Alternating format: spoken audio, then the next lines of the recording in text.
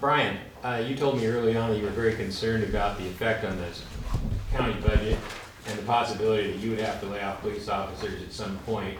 It looks like those realities are coming true. How do you feel about the current budget situation and how serious is it? Well, that's unknown because obviously as we go off of forecast budget and we're 2 months behind for our local revenues. And so I think at the end of the month is what we're going to first see April and July, end of June and July, then we'll see those coming in for May. We can only predict, as far as personally for the sheriff's office, we were down some staffing early on in the year, and when this turned on, we put the brakes on and decided to be very conservative and just play it out and see how it is. The last thing you want to do is spend time doing backgrounds, hiring, training, and then turn right back around and laying people off. Because that's a discredit to them and their livelihoods and their families.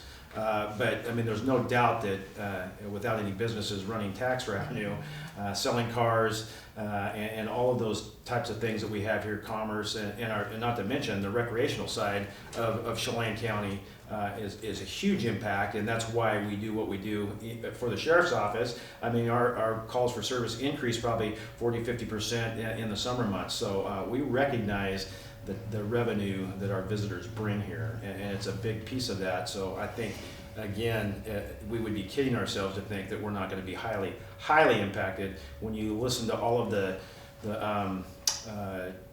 people strategizing that really know their stuff on a federal level, even worldwide, they're saying this is much greater than 2008 and 9, and I could go on and show you some numbers that aren't very friendly for those, and to think that we're pressing on against something like that is to say that we need to do everything we can, not just reactive, but proactive. And I think that's what this group is saying, that say, hey, enough is enough, let's move forward. In risk analysis, you're continually taking a look at the 30,000 foot view and what is good for the entire group that you're working there for. And you don't say, okay, and I'll use the fires as an example because that's what we're so used to here in North Central Washington. But we have, level 1, 2, and 3 for activation, notification, and having people evacuate. And so when we get to a certain, what we call a trigger point that activates one of those levels, there's also a trigger point that deactivates it, and you have decision makers making the decisions on a local level here at the fire base, not in Florida or Olympia or somewhere else where they're taking reports. The command staff and the group that runs that command center works right from the ground level, getting their information from the boots on the ground. And so as that deactivates, they make those decisions, and you turn and correct and go the other direction for those emergencies. And I think that's what I haven't seen here, and that's our biggest concern, coming from the sheriff's office and also coming from emergency management side as well.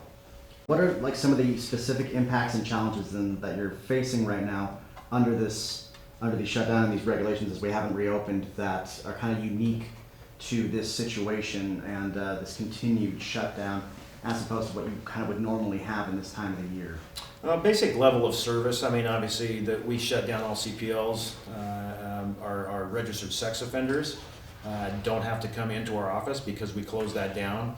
We just recently, May 11th, opened our office back up, and we have regular staffing in our records department now, and we're serving the public there. And we have, safeguards in place, social distancing. We have PPEs available, sanitation. We're taking extra precaution with our group at the facilities. If there's any information on potential decontamination, they'll come in and take care of that.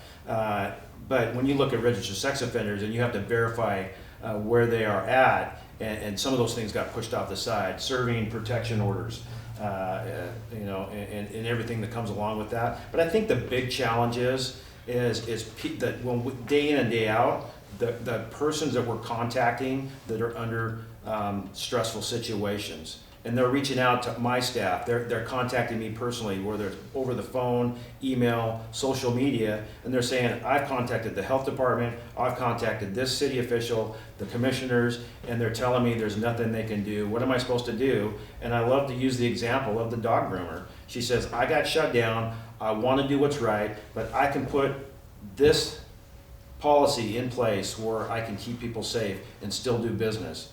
But yet somebody else who's kind of working around the system says, okay, well, I can bring in a little dog food even though I'm not licensed to do that, but now I'm doing retail. And so when you look at some of the inconsistencies there, and I get it, things happen overnight, but at the same time, these people are going, I'm losing my livelihood, but yet at the same time, I want to do what's right, and now I'm forced with a decision on whether or not I go against the current rule of law.